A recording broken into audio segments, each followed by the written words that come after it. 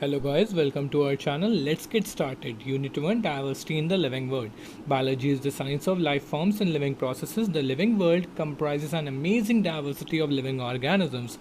Early man could easily perceive the difference between inanimate matter and living organisms. Early man deified some of the inanimate matter, wind, sea, fire, etc., and some among the animals and plants. A common feature of all such forms of inanimate and animate objects was the sense of awe or fear that they evoked. The description of living organisms, including human beings, began much later in human history. Societies which indulged in anthropocentric view of biology could register limited progress in biological knowledge. Systematic and monumental description of life forms brought in out of necessity detailed systems of identification, nomenclature, and classification. The biggest spin-off of such studies was the recognition of sharing of similarities among living organisms, both horizontally and vertically. That all present day living organisms are related to each other and also to all organisms that ever lived on this earth was a revelation which humbled man and led to cultural movements for conservation of biodiversity. In the following chapters of this unit, you will get a description including classification of animals and plants from a taxonomist perspective.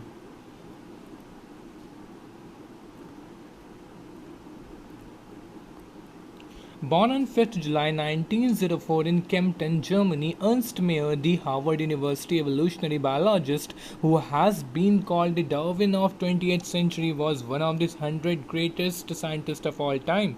Mayr joined Harvard's Faculty of Arts and Sciences in 1953 and retired in 1975, assuming the title Alexander Agassiz Professor of Zoology Emeritus.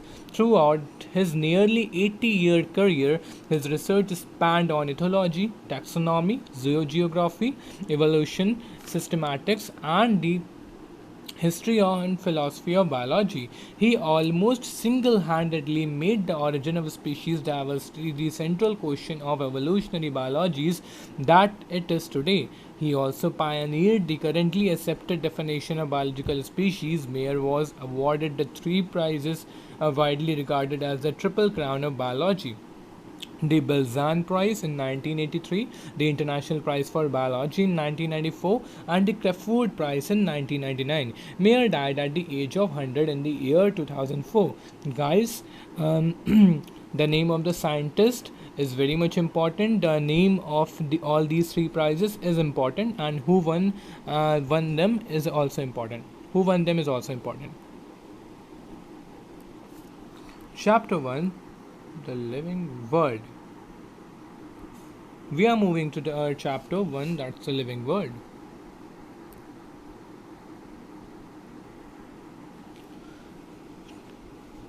How wonderful is the living world!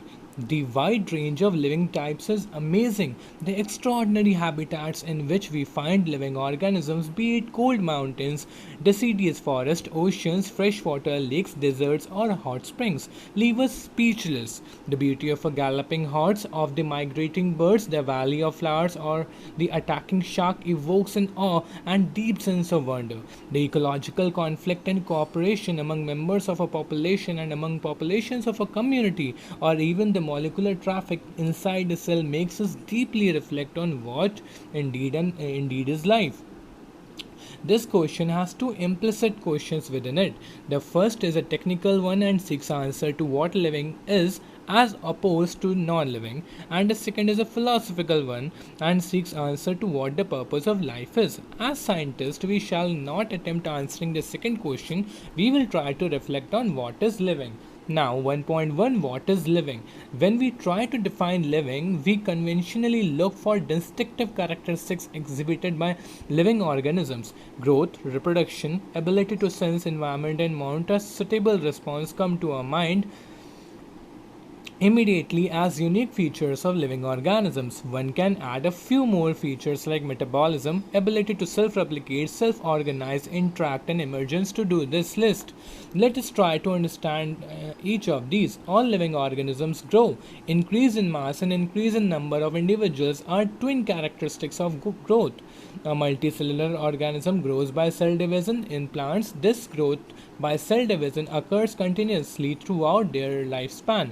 In animals, this growth is seen only up to a certain age. However, cell division occurs in certain tissues to replace lost cell. Unicellular organisms grow by cell division. One can easily observe this in vitro cultures by simply counting the numbers of cells under the microscope. In majority of higher animals and plants, growth and reproduction are mutually exclusive events. One must remember that increase in body mass is considered as growth. Non-living objects also grow if we take increase in body mass as a criterion for growth. Mountains, boulders, and sand mounds too grow. However, this kind of growth exhibited by non-living objects is by accumulation of material on the surface. In living organisms, growth is from inside. Growth, therefore, cannot be taken as defining property of living organisms. Conditions under which it can be observed in all living organisms have to be explained, and then we understand that it is a characteristic of living systems. A dead organism does not grow. Reproduction likewise is a characteristic of living organisms. In multicellular organisms, reproduction refers to the production of progeny possessing features more or less similar to those of parents. Invariably and implicitly, we refer to sexual reproduction. Organisms reproduce by asexual means too. Fungi multiply and spread easily due to the millions of asexual spores they produce. In lower organisms like yeast and hydra, we observe budding. In planaria flatworms, we observe true regeneration. That is, a fragmented organism regenerates the lost part of its body and becomes a new organism. The fungi, the filamentous algae, and the protonema of mosses all easily multiply by fragmentation. When it comes to unicellular organisms like bacteria, unicellular algae, or amoeba, reproduction is synonymous with growth. Increase in number of cells, we have already defined growth as equivalent to increase in cell number or mass. Hence, we notice that in single-celled organism, we are not very clear about the usage of these two terms. Growth and reproduction. Further, there are many organisms which do not reproduce, like mules, sterile worker bees, infertile human couples, etc. Hence, reproduction also cannot be an all-inclusive defining characteristic of living organisms. Of course, no non-living organism is capable of reproducing or replicating by itself. Another characteristic of life is metabolism. All living organisms are made of chemicals. These chemicals, small and big, belonging to various classes, sizes, functions, etc., are constantly being made and changed into some other biomolecules. These conversions are chemical reactions or metabolic reactions. There are thousands of metabolic reactions occurring simultaneously inside all living organisms, be they unicellular or multicellular. All plants, animals, fungi, and microbes exhibit metabolism. The sum total of all the chemical reactions occurring in our body is metabolism. No non-living organism or object exhibits metabolism. Metabolic reactions can be demonstrated outside the body in free cells, in cell-free systems, and isolated metabolic reactions outside the body of an organism performed in a test tube is neither living nor non-living.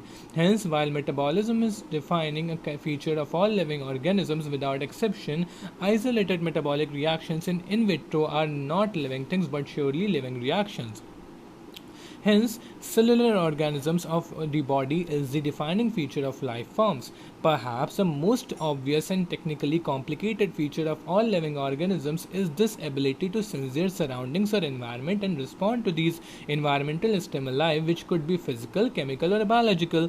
We sense our environment through our sense organs. Plants respond to external factors like light, water, temperature, and other organisms, pollutants, etc. All organisms from the prokaryotes to the most complex eukaryotes can sense and respond to environmental cues. Photoperiod affects reproduction in seasonal breeders, both plants and animals.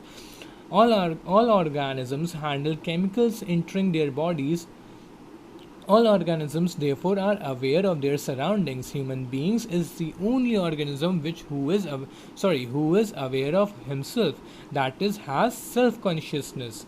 Consciousness therefore becomes the defining property of living organisms. When it comes to human beings, it is all the more difficult to define living state. We observe patients lying in coma in hospitals, virtually supported by machines which replace heart and lungs. The patient is otherwise brain dead. The patient has no self consciousness. Are such patients who never come back to life living or non living? In higher classes, you will come to know that all living phenomena are due to underlying interactions. Properties of tissues are not present in the constituent cells but arise as a result of interactions among the constituent cells. Similarly, properties of cellular organelles are not present in molecular constituents of the organelle, but arise as a result of interactions among the molecular components comprising the organelle. These interactions result in emergent properties at a higher level of organization. This phenomenon is true in the hierarchy of organizational complexity at all levels.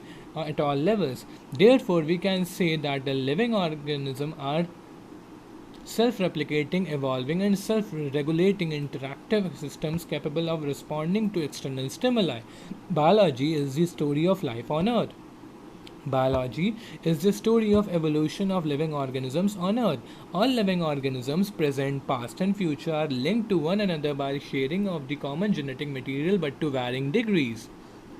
Now we are moving on to 1.2, diversity in the living world. If you look around, you will see a large variety of living organisms, be it potted plants, insects, birds, eupets, or other animals and plants. There are also several organisms that you cannot see with your naked eye, but they are all around you. If you were to increase the area that you make observations in, the range and variety of organisms that you see probably increases. Obviously, if you were to visit a dense forest, you would probably see a much greater number and kinds of living organisms in it. Each different kind of plants, animals, or organisms that you see represent a species. This number of species that are known and described range between 1.7 to 1.8 million. This refers to biodiversity, or the number and types of organisms present on Earth. We should remember here that as we explore new areas and even the old ones, new organisms are continuously being identified.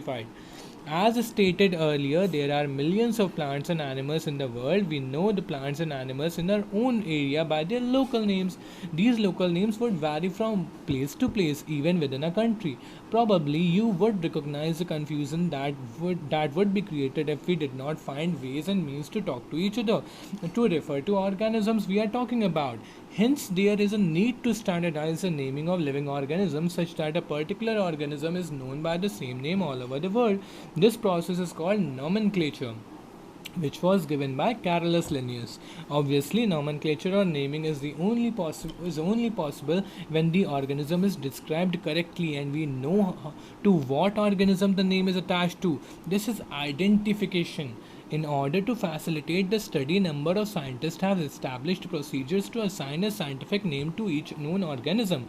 This is acceptable to biologists all over the world. For plants, scientific names are based on agreed principles and criteria, which are provided in International Code for Botanical Nomenclature, that is ICBN. You may ask, how are the animals named? Animal taxonomists have evolved an International Code of Zoological Nomenclature, that is ICZN. The scientific names ensure that each organism has only one name. Description of any organism should enable the people in any part of the world to arrive at the same name. They also ensure that the same name has not been used for any other known organism. Biologists follow universally accepted principles to provide scientific names to known organism. Each name has two components. Now, the first one is the generic name and the specific epithet. The first one is the generic name and the second one is the specific epithet. This system of providing a name with two components is called binomial nomenclature. This naming system was given by Carolus Linnaeus and is being practiced by biologists all over the world. This naming system using a two-word format was found convenient. Let us take the example of mango to understand the way of providing scientific names better. The scientific name of mango is written as Mangifera indica. Let us see how it is a binomial name. In this name, Mangifera represents a genus, while indica is a particular species or a specific epithet. Other universal rules of nomenclature are as follows. Biological names are generally in Latin and written in italics. They are Latinized or derived from Latin irrespective of their origin. Now, second point, the first word is in a biological name represents the genus, while the second component denotes a specific epithet. Third point, both the words in a biological name, when handwritten, are separately underlined or are printed in italics. Okay, point number third, both the words in a biological name when handwritten are separately underlined or printed in italics to indicate their Latin origin. The first word denoting the genus starts with the capital letter while the specific epithet starts with a small letter. It can be illustrated with the example of Mangifera indica. Name of the author appears after the specific epithet, that is at the end of the biological name, and is written in an abbreviated form. Example, Mangifera indica Linn. It indicates that this species was first described by Linnaeus. Since it is nearly impossible to study all the living organisms, it is necessary to devise some means to make this possible. This process is classification. Classification is the process by which anything is grouped into convenient categories based on some easily observable characters. For example, we easily recognize groups such as plants or animals or dogs, cats, or insects. The moment we use any of these terms, we associate certain characters with the organism in that group. What image do you see when you think of a dog? Obviously, each one of us will see dogs and not cats. Now, if we were to think of Alsatians, we know that we know of what we are talking about. Similarly, suppose we were to say mammals, you would of course think of animals with external ears and body hair. Likewise, in plants, if we try to talk of wheat, the picture in each of our minds will be of wheat plants and not of rice or any other plant. Hence, all these dogs, cats, mammals, wheat, rice, plants, animals, etc. are convenient categories we use to study organisms. The scientific term for these categories is taxa. Here you must recognize that taxa can indicate categories at very different levels. Plants also form a taxa. Wheat is also a taxa. Similarly, animals, mammals, dog are all taxa. But you know that a dog is a mammal and mammals are animals. Therefore, animals, mammals and dogs represent taxa at different levels. Hence, based on characteristics, all living organisms can be classified into different taxa. This process of classification is taxonomy. External and internal structure, along with the structure of cell development, process and ecological information of organisms are essential and form the basis of modern taxonomic studies. Hence, the characterization, identification, classification, and nomenclature are the processes that are basic to taxonomy. Taxonomy is not something new. Human beings have always been interested in knowing more and more about the various kinds of organisms, particularly with reference to their own use. In early days, human beings needed to find sources for their basic needs of food, clothing, and shelter. Hence, the earliest classification were based on the uses of various organisms. Human beings were since long not only interested in knowing more about different things, different kinds of organisms and their diversities, but also the relationship among them. This branch of study was referred to as systematics. The word systematics is derived from the Latin word systema, which means systematic arrangement of organism. Linnaeus used Systema Naturae as the title of his publication. The scope of systematics was later enlarged to include identification of nomenclature and classification. Systematics takes into account evolutionary relationship between organisms. 1.3 Taxonomic categories. Classification is not a single step process but involves hierarchy of steps in which each step represents a rank or category. Since the category is a part of overall taxonomic arrangement, it is called a taxonomic category, and all categories together constitute a taxonomic hierarchy. Each category referred to as a unit of classification in fact represents a rank and is commonly termed as taxon. In plural, it is known as taxa. Taxonomic categories and hierarchy can be illustrated by an example. Insects represent a group of organisms sharing common features like three pairs of jointed legs. It means insects are recognizable, concrete objects which can be classified and thus were given a rank or category. Can you name other such groups of organisms? Remember, groups represent category. Category further denotes a rank, and rank or taxon, in fact, represents a unit of classification. These taxonomic groups categories are distinct biological entities and not merely morphological aggregates. I'm sorry.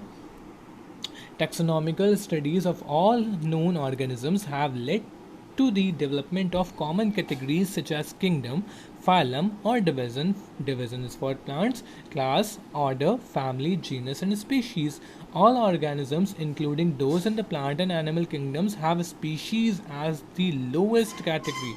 Now, the question you may ask is how to place an organism in various categories. The basic requirement is the knowledge of characters of an individual or group of organisms. This helps in identifying similarities and dissimilarities among the individuals of same kind of organisms as well as of other kinds of organism. Species. 1.3.1 Species. Taxonomic studies consider a group of individual organisms with fundamental similarities as a species.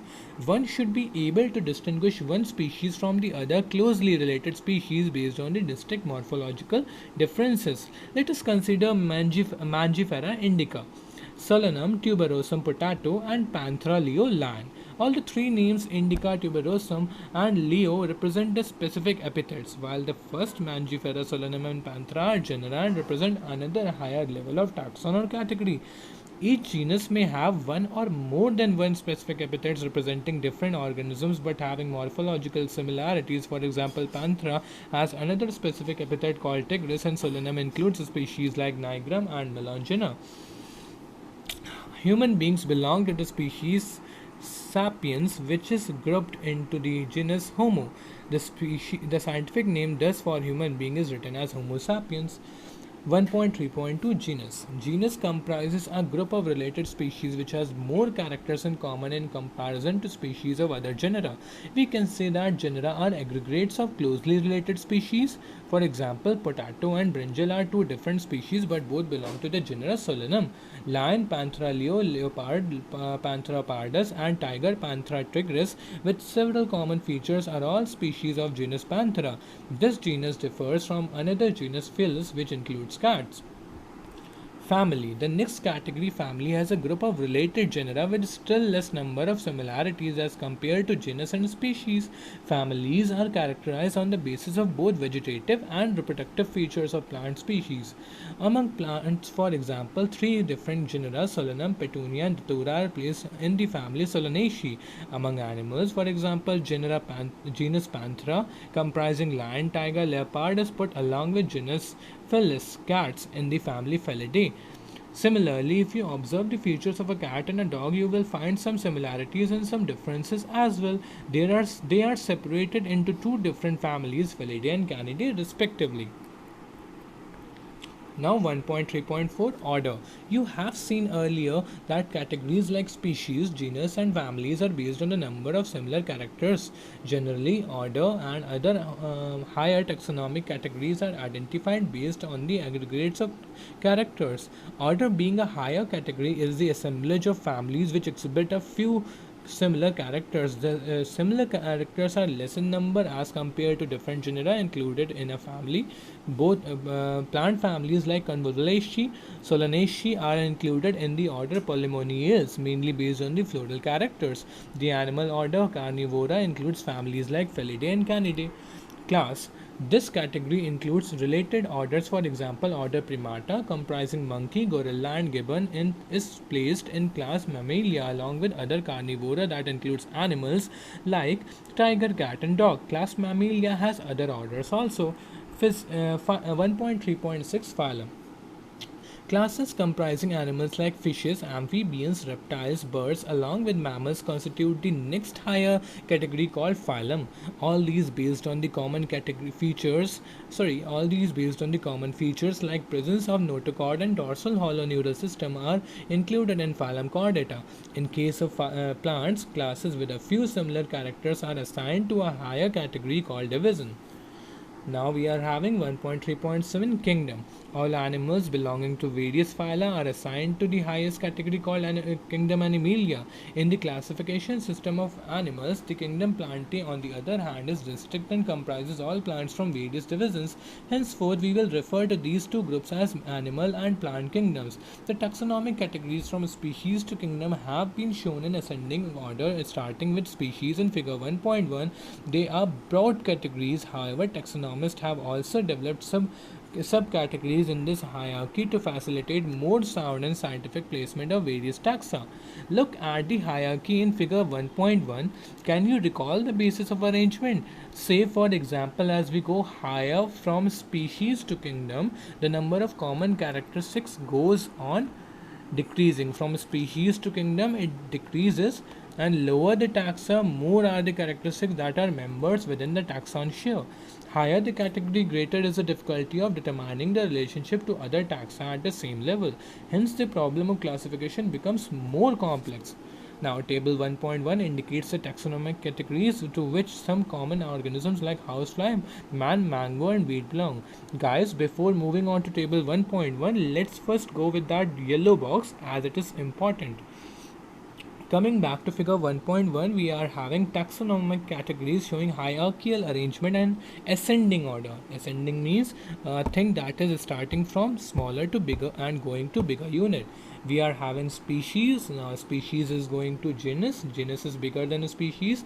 Then family is bigger than genus. Then order is bigger than family. Then class is bigger than order. And then phylum in case of animals, or division in case of phylum in case of plants, or division in case of animals, and then ultimately we are having kingdom.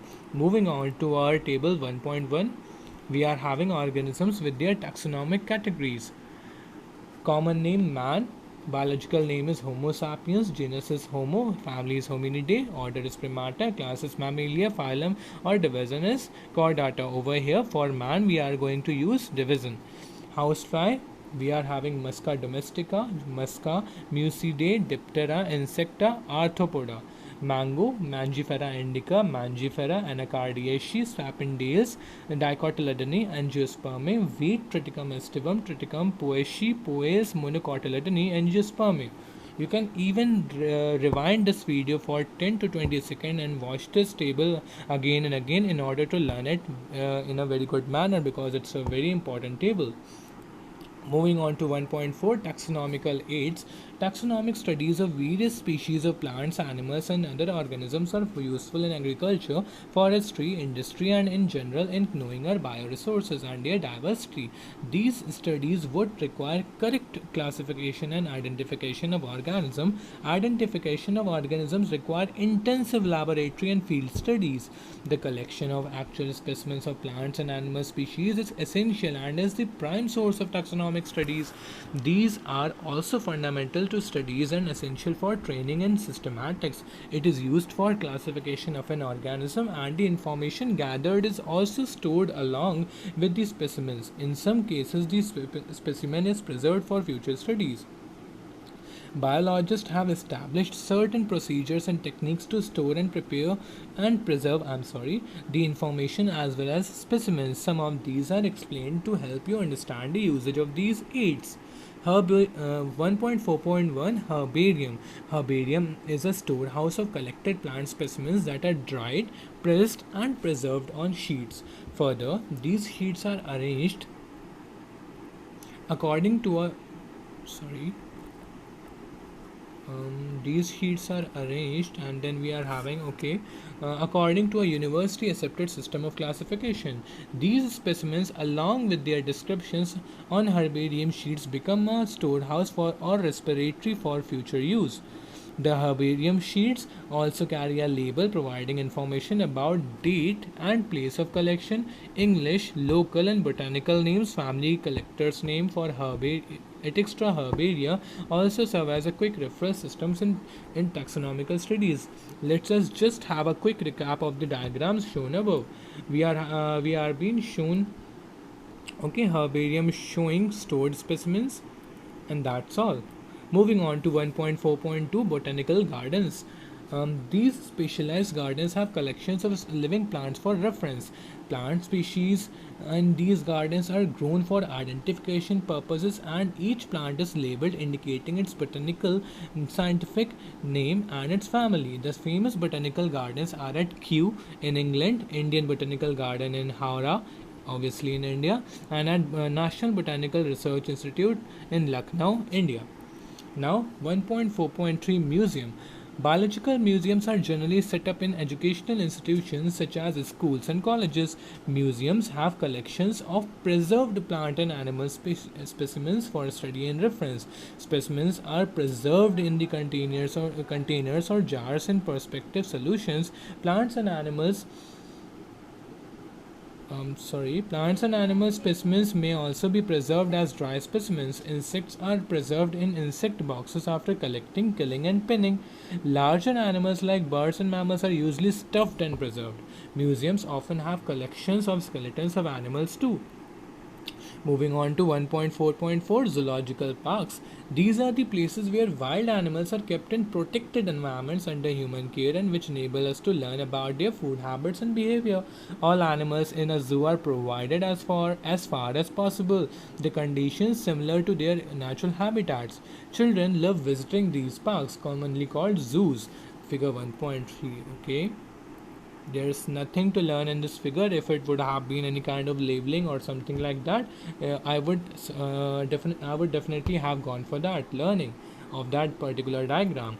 Figure 1.3 pictures showing animals in different zoological parks of India. Now 1.4.5 Key. Key is another taxonomical aids used for identification of plants and animals based on the similarities and dissimilarities. The keys are based on the contrasting characters, generally in a pair called couplet. It represents the choice made between two opposite options. This results in acceptance of only one and rejection of the other. Each statement in a key is called a let or a lead. Separate taxonomic keys are required for each taxonomic categories such as a family, genus, and species for identification purposes. Keys are generally analytical in nature. Okay, now flora, manuals, monographs, and catalogs are some other means of recording descriptions. They also help in correct identification. Flora contains the actual amount of habitat and distribution of plants of a given area. These provide the index to the plant species found in a particular area. Manuals are useful in providing information for identification of names of species found in an area. Monographs contain information on any one of the taxon. Guys, since this summary is also an important part in our NEET examinations or for our NEET examination, let's go with summary 2. Summary. The living world is rich in variety. Millions of plants and animals have been identified and described, but large numbers still remains unknown. The very range of organisms in terms of size, color, habitat, physiological and morphological features make us seek the defining characteristics of living organisms. In order to facilitate the study of kinds and diversity of organisms, biologists have evolved certain rules and principles for identification, nomenclature, and classification of organisms. The branch of knowledge dealing with these aspects is referred to as taxonomy. The taxonomic studies of various species of plants and animals are useful in agriculture, forestry, industry, and in general for knowing our bioresources and their diversity. The basics of taxonomy, like identification, naming, and classification of organisms, are universally evolved under international codes. Based on the resemblance and distinct differences, each organism is identified and assigned a correct scientific biological name comprising two words as per the binomial system of nomenclature. An organism represents a I'm sorry An organism represents or occupies a place or position in the system of classification. There are many categories or ranks and are generally referred to as taxonomic categories or taxa. All the categories constitute a taxonomic hierarchy. Taxonomists have developed a variety of taxonomic aids to facilitate identification, naming, and classification of an organism. These studies are carried out from the actual specimens which are collected from the field and preserved as reference in the form of herbaria, museums, and in botanical gardens and zoological parks. It requires special techniques for collection and preservation of specimens in herbaria and museums. Live specimens, on the other hand, of plants and animals are found in botanical gardens or in zoological parks. Taxonomists also prepare and disseminate for information through manuals and monographs for further taxonomic studies. Taxonomic keys are tools that help in identification based on characters. So guys, this was the ending of our chapter. I hope it was I was quite familiar with my tone and each and everything. If you want any kind of if you want me to change the pattern or any kind of other thing, please let me know in the description. Now I'm going to upload and then next second chapter on tomorrow. Stay tuned. Goodbye, and please subscribe and like the video.